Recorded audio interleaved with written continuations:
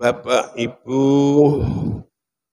jamaah Masjid Al-Utsman yang dirahmati Allah, kita harus menyadari bahwa hidup tidak hanya di dunia saja, akan tetapi yang lebih kekal adalah hidup di akhirat nanti. Baik tidaknya hidup di akhirat akan ditentukan baik tidaknya amal perbuatan kita selama di dunia ini. Dan kita perlu menyadari bahwa Allah telah memuliakan dan meninggikan derajat manusia, termasuk kita semuanya, mengalahkan makhluk-makhluknya Allah selain manusia. Allah juga membekali manusia, termasuk kita semuanya, adalah akal, pikiran, dan ilmu. Dan dengan akal ilmu inilah manusia bisa menguasai alam sekitarnya.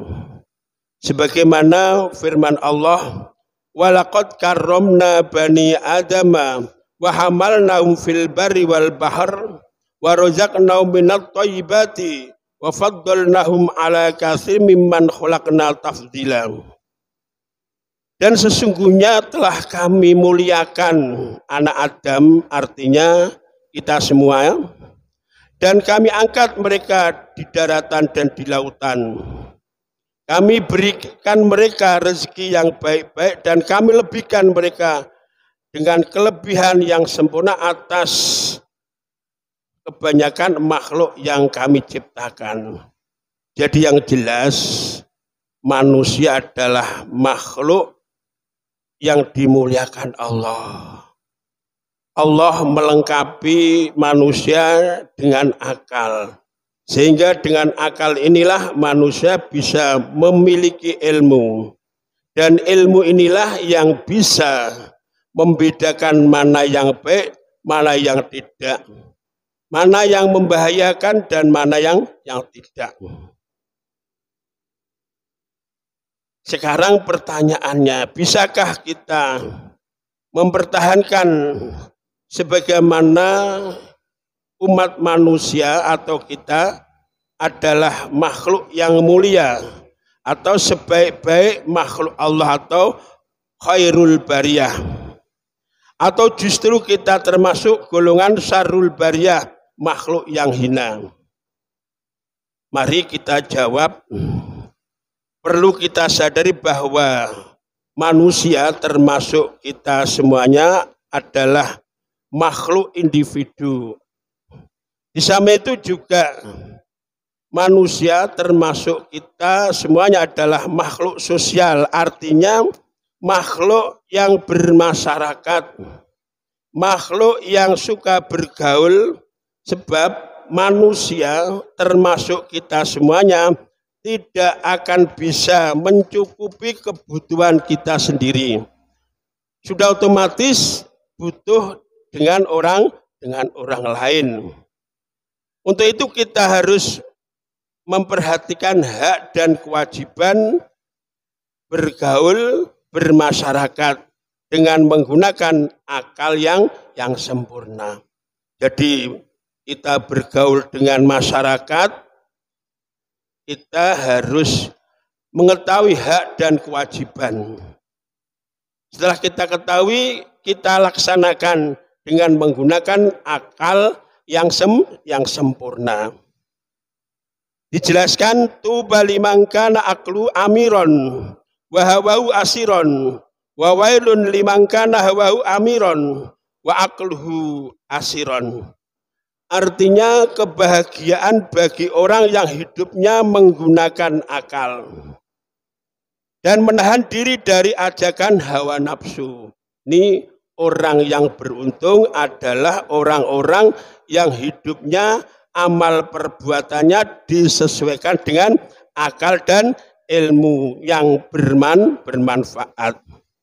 Dan celaka bagi orang yang hidupnya mengikuti hawa nafsunya, meninggalkan akal pikirannya.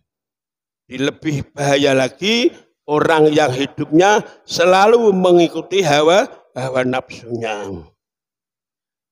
Jadi yang dimaksud akal tadi yaitu akal yang sempurna. Maknanya orang yang mempunyai akal yang sempurna adalah orang yang semua amal perbuatannya selalu mencari ridho Allah dan selalu menjauhkan amal perbuatan dari murka Allah.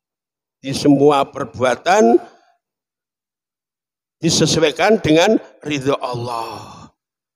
Contoh daripada perbuatan yang mendatangkan murka Allah yaitu contoh namimah atau penyebaran desas-desus atau gosip atau membuat berita hoax dengan tujuan supaya baik itu keluarga, masyarakat, bahkan warga negara supaya saling membenci, saling bermusuhan, saling menghujat, saling merasa benar, yang akan menyebabkan keluarga, masyarakat, bahwa negara menjadi tidak bisa tenang, selalu ribut dan lemah. Ini gara-gara ada namimah. Mari kita berusaha jangan sampai kita baik itu menghujat orang atau namimah yang intinya untuk memecah belah persatuan, ya, baik persatuan kerukunan keluarga, masyarakat, negara, ini harus kita hindari. Ada satu syair yang berbunyi, innamal umamul akhlaqu ma baqiyat wa in humu dhabat akhlaqum dhahabu. Artinya suatu bangsa atau negara akan jaya apabila warga negaranya terdiri dari orang-orang yang berbudi luhur atau berbudi mulia. Sebaliknya negara atau bangsa hancur apabila warga negaranya terdiri orang-orang yang berbudi buruk atau bejat akhlaknya. Ini perlu kita pertahankan di dalam pergaulan, baik itu keluarga, baik itu masyarakat. Kita harus menggunakan atau mengedepankan akhlak, saling mengasihi, saling menyayangi. Qala Rasulullah SAW, walladzi nafsi biyadi la tadkhulul jannah hatta tu'minu wa la tu'minu hatta tahabu. Rasulullah bersabda, walladzi nafsi biyadi, tidak akan masuk surga kamu semuanya sehingga kamu beriman, dan tidak dikatakan iman yang sempurna sehingga kamu saling mencintai. Intinya Rasulullah wanti-wanti kepada kita harus selalu tahap, artinya saling mencintai.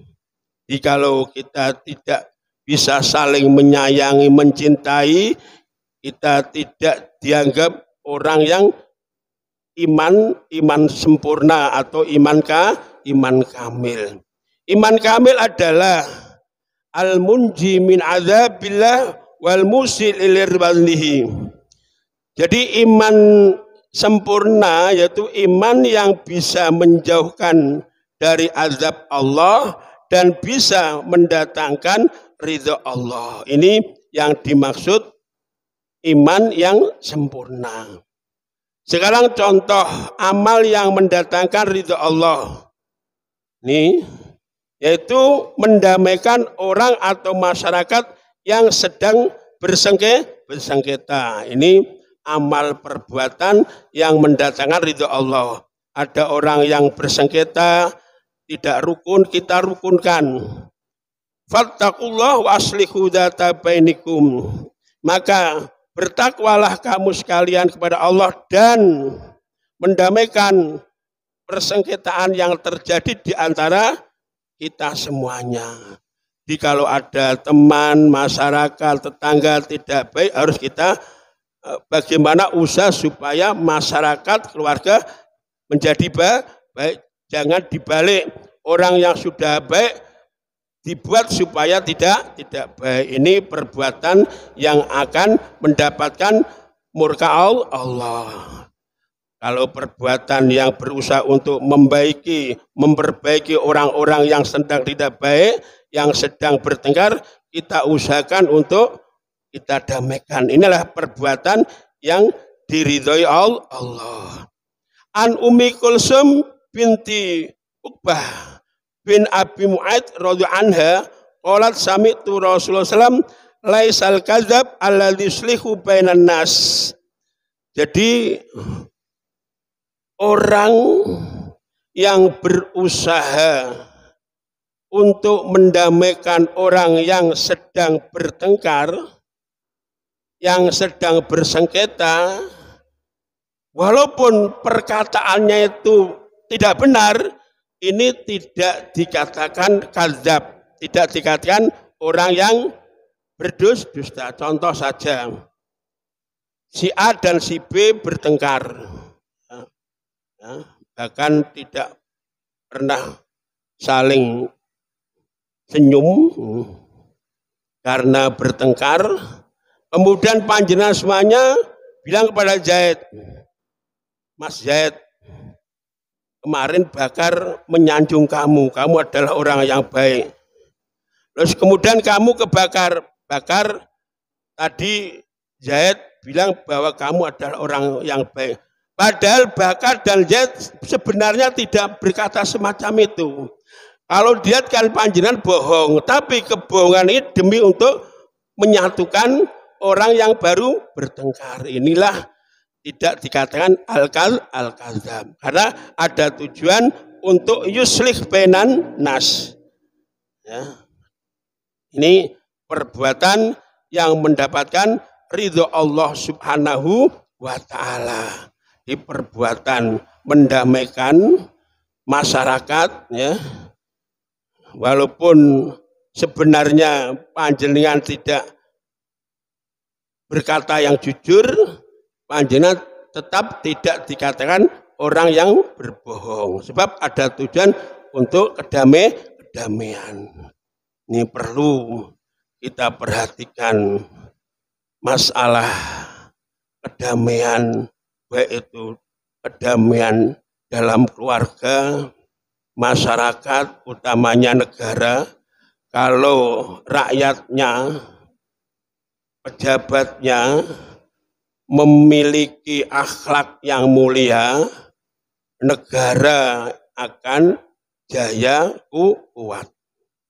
Sebaliknya, negara yang penduduknya, baik itu rakyat biasa atau pejabatnya, tidak memiliki akhlakul karimah, negara akan hancur.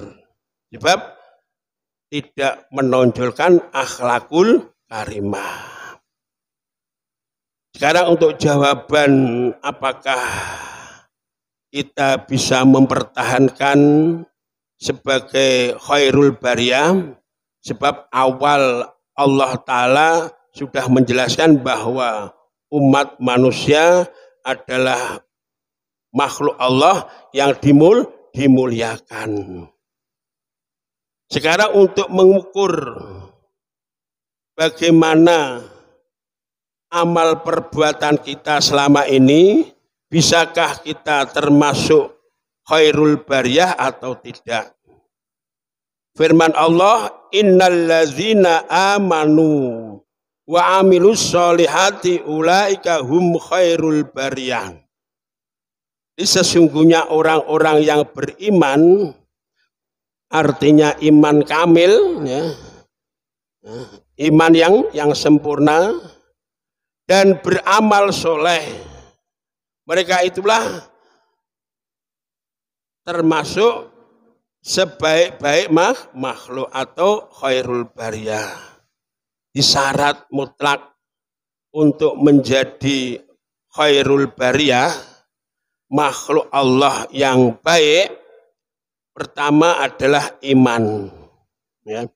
Iman yang sempurna.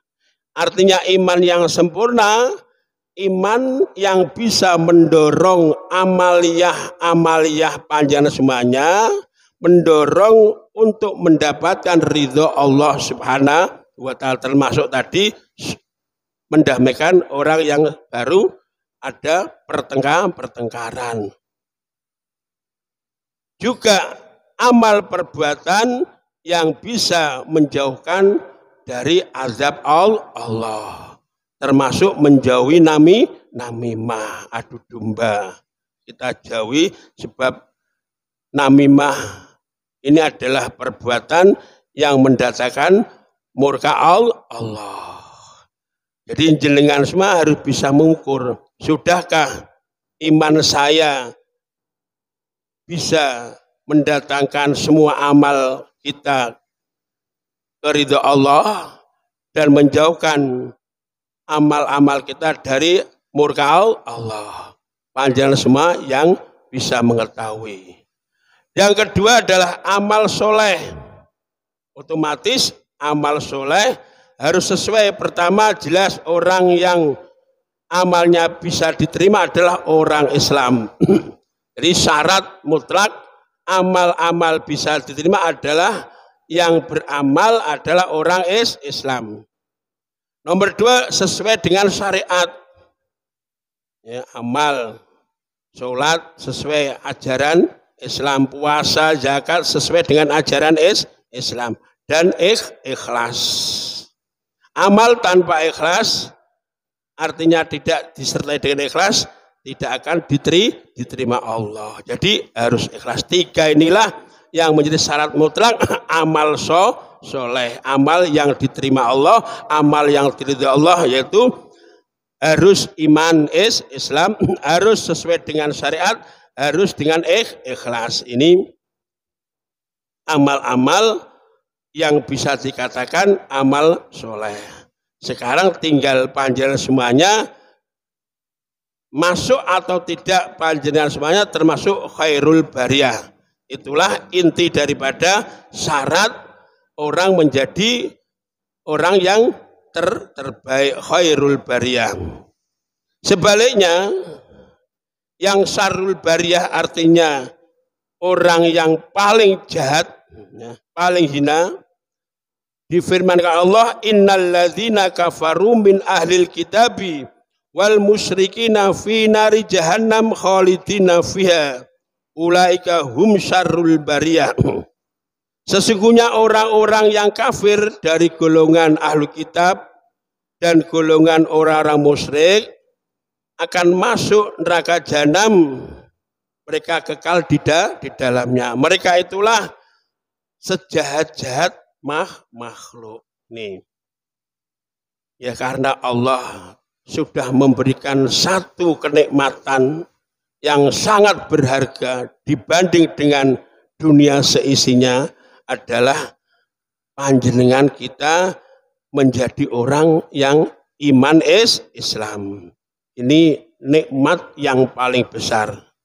Lebih-lebih nikmat iman Islam ini kita bawa sampai menghadap Allah Subhanahu wa Ta'ala. Artinya mati, ya, dengan membawa iman Islam. Inilah nikmat yang paling hakiki. Di nikmat hakiki adalah sa'adah fil akhirah, ya, kebahagiaan atau keselamatan besok hidup kita semua di akhirat. Untuk itu mari kita koreksi diri sendiri, tidak perlu kita ngoreksi orang lain. Kalau kita ngoreksi orang lain, justru kita akan lengah, tidak ngoreksi diri kita sendiri. Mana amal-amal kita yang belum bisa ikhlas, kita usahakan untuk ikhlas. Mana amal-amal kita yang belum sesuai dengan syariat, kita harus berusaha supaya benar-benar sesuai dengan syariat. Ini untuk mengoreksi diri kita sendiri. Sebab nanti kalau kita selalu ngoreksi kekurangan orang lain, ya, nanti akan menyeret kita semuanya menjadi orang pengumpat, ahli hibah. Menurut bahasa Jawa, tukang rasan, juga namimah. Nah, untuk meningkatkan kualitas iman, kualitas akal, kualitas akhlak, kita harus rajin untuk belajar, untuk menuntut ilmu, ngaji dan sebagainya. Dan harus membiasakan akhlak yang baik. Ya, membiasakan menggunakan akal yang sempurna, selalu mempertahankan iman yang sempurna. Inilah harapan kita semuanya, sehingga kita hidup di dunia ini yang akan menentukan baik tidaknya kehidupan kita besok di akhirat. Ya, mudah-mudahan Allah Subhanahu wa taala selalu membimbing, menunjukkan kepada kita semuanya jalan amal yang diridhoi. Sekian. Assalamualaikum warahmatullahi wabarakatuh.